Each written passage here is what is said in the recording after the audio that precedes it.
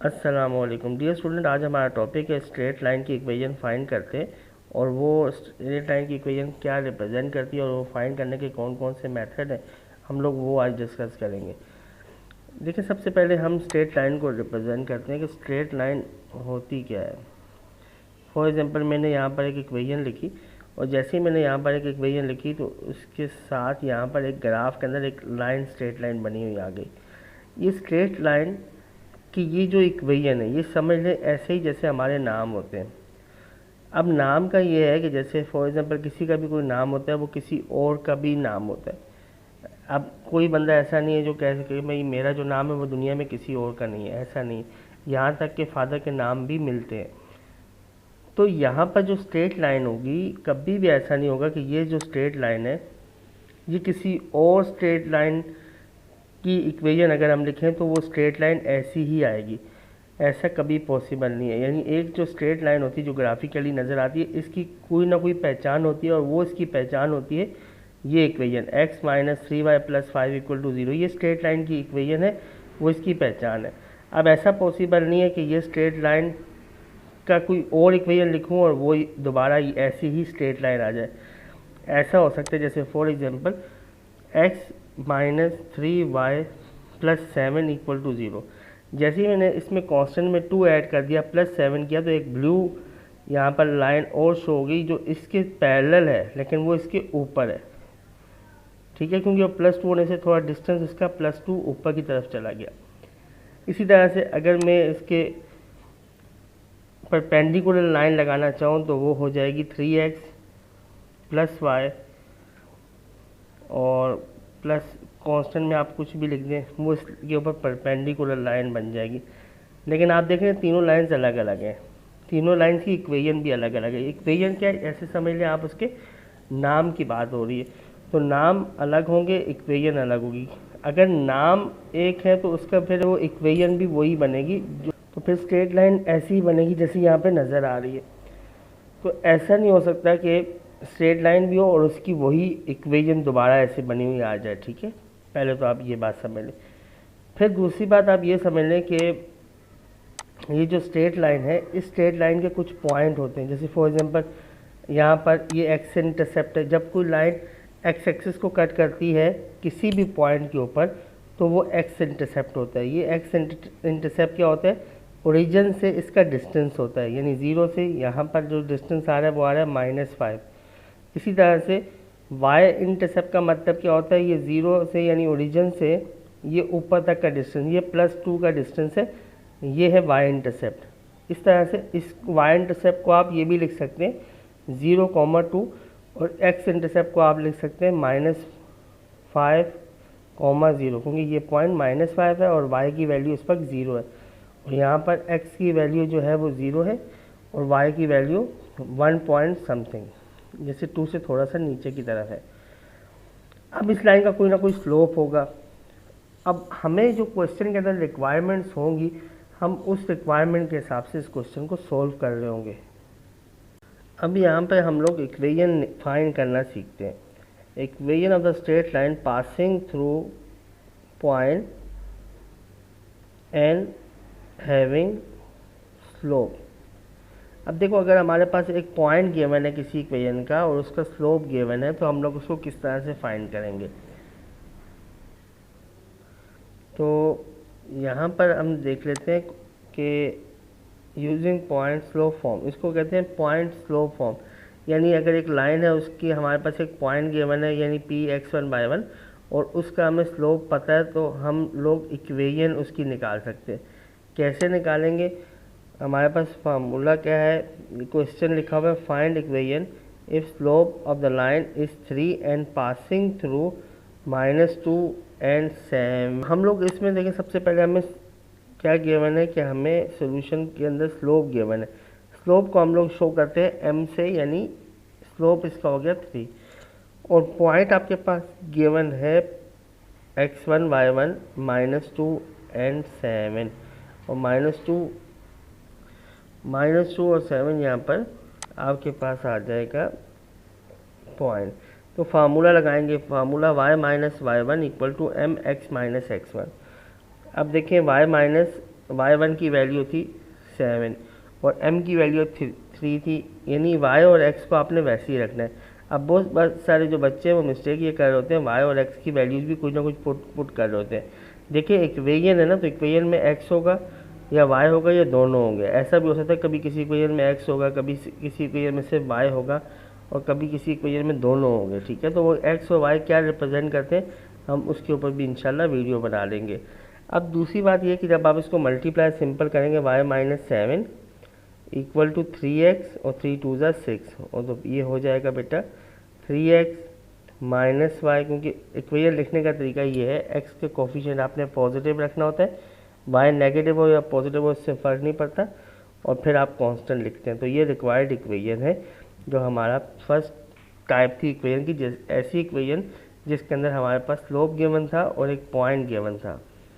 फिर हमारे पास एक और इक्वेशन आती है, इक्वेशन नंबर 2। उसमें क्या होता है, अच्छा एक बहुत इंपॉर्टेंट बात है कि हमारे पास ऐसा भी हो सकता है कि 2 पॉइंट फॉर्म हो। मैं 2 पॉइंट फॉर्म नहीं करवा रहा हूँ आपको, उसकी वजह ये है कि 2 पॉइंट फॉर्म इस तरह से होती है कि यहाँ पर ये जो फार्मूला लिखा हुआ है ना m, इस m की जगह पे फार्मूला आ जाता है। m का फार्मूला है y2 minus y1 upon x2 minus x1। अगर आपके पास m आप लोग पहले फाइंड करके यहाँ फार्मूला नंबर 1 भी यूज़ कर सकते हैं अगर आपको किसी इक्वेशन के अंदर 2 पॉइंट पता हो, ठीक है। फिर यहाँ पर एक और कंडीशन होती है, वो ये है कि बेटा find equation of straight line when क्या गिवन हो, स्लोप एंड वाई इंटरसेप्ट। एक स्लोप पता हो और एक वाई इंटरसेप्ट पता हो, तो इसका बहुत आसान फार्मूला है। अब वाई इंटरसेप्ट आपको मैंने बताया था अभी भी कि वाई इंटरसेप्ट क्या होता है कि जब कोई लाइन जो है वाई एक्सिस को कट करती है किसी पॉइंट के ऊपर, और वो जो कट करती है उसका ओरिजिन से डिस्टेंस क्या बनेगा, तो उसे आप सी कहते हैं। वाई इंटरसेप्ट को आपने शो करना है सी से, और एम का मैं आपको बता चुका हूँ कि एम का मतलब होता है स्लोप। तो आप एक क्वेश्चन ले लेते हैं, find equation if slope of the line 5/7 और वाई इंटरसेप्ट इक्वल टू 11। तो स्लोप आपके पास है m इक्वल टू 5/7 आ गया, और इक्वेशन निकालने से पहले आप वाई इंटरसेप्ट भी लिख दो कि वाई इंटरसेप्ट जो है वो 11 के इक्वल, और वाई इंटरसेप्ट का मतलब होता है सी की वैल्यू आपको 11 गिवन है। तो y equal to M X plus C, Y equal to m की जगह पे 5/7 लिखेंगे x, और प्लस c की जगह पे आप लिखेंगे 11। वैसे तो ये भी आंसर है, बहुत सारी बुक्स में ऐसे भी आंसर लिखा होता है, लेकिन बेहतर ये है कि आप इसका एलसीएम ले लें। एलसीएम क्या आएगा, 7 आएगा, 7 11 से मल्टीप्लाई होने के बाद 77 हो जाएगा, ये 77 हो गया। तो 7y ऊपर जाके मल्टीप्लाई हो गया, 7y equal to 5x plus 77 equal to 0। अब प्रॉब्लम ये है कि बहुत सारे बच्चे इस 7 को मल्टीप्लाई कर लेते हैं y से एलसीएम लिए बगैर। तो ये बहुत बड़ी मिस्टेक है, क्योंकि जब तक एलसीएम नहीं होगा तो आप इस 7 को y से मल्टीप्लाई नहीं कर सकते। तो ये आपकी रिक्वायर्ड इक्वेशन आ गई। आप इनको चेक कैसे कर सकते हैं, चेक किस तरह से कर सकते हैं कि आप इसमें ये फॉर एग्जांपल एक मेथड होता है जिसके थ्रू आप क्या करते हैं कि आपको पता है वाई इंटरसेप्ट, आपको पता है वाई इंटरसेप्ट का मतलब है x 0 रखें। अगर यहाँ पर मैं x की वैल्यू 0 रखता हूँ तो ये आ जाएगा -7y equal to plus 77 equal to 0। 77 को आप राइट हैंड साइड पे शिफ्ट करेंगे तो y की वैल्यू आ जाएगी 11।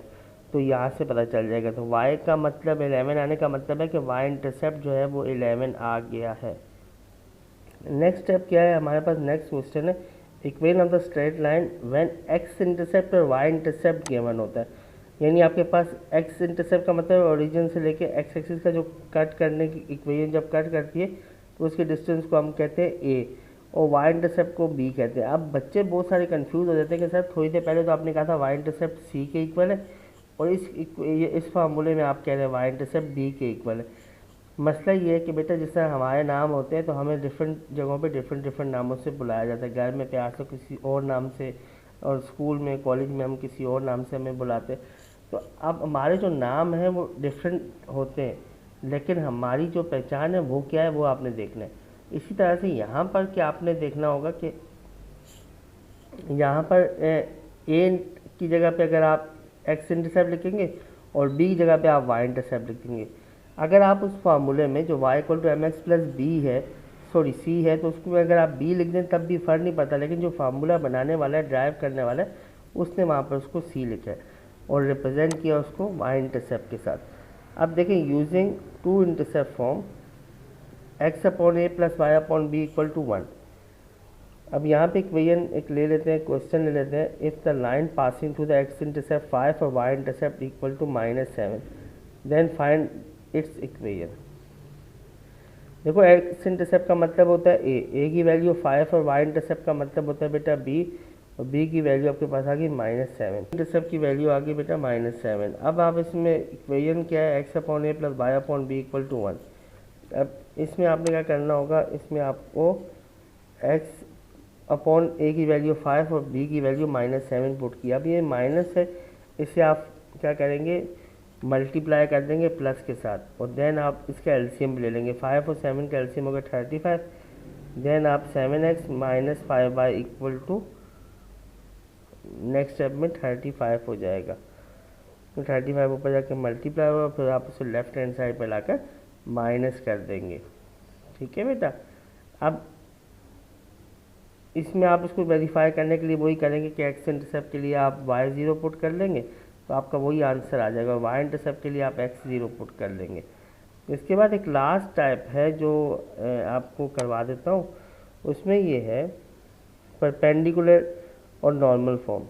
ठीक है, यानी आपके पास इसका फार्मूला होता है x cos alpha plus y sin alpha equal to p, यानी परपेंडिकुलर, p का मतलब यहाँ पे परपेंडिकुलर डिस्टेंस है, ठीक है, ओरिजिन से, और अल्फ़ा मतलब एंगल उसका क्या बन रहा है।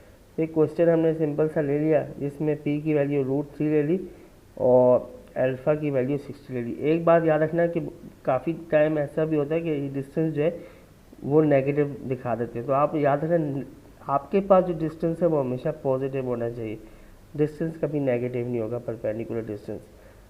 x cos alpha plus y sin alpha equal to p, तो अल्फ़ा की वैल्यू मैंने 60 रख दी और p की वैल्यू मैंने √3 रख दी। cos 60 होता है 1/2, sin 60 होता है √3/2। देन फिर नेक्स्ट स्टेप में इसका एलसीएम ले लिया, 2 इसका एलसीएम आ जाएगा और वो 2 ऊपर जाके √3 से मल्टीप्लाई होके लेफ्ट हैंड साइड पे आके माइनस हो जाएगा। तो ये आपकी रिक्वायर्ड इक्वेशन आ जाएगी। ठीक है, तो आज की वीडियो में इतना ही। इंशाल्लाह नेक्स्ट वीडियो में हम लोग डिस्कस करेंगे एलिप्स, पैराबोला और हाइपरबोला। अल्लाह हाफ़िज़।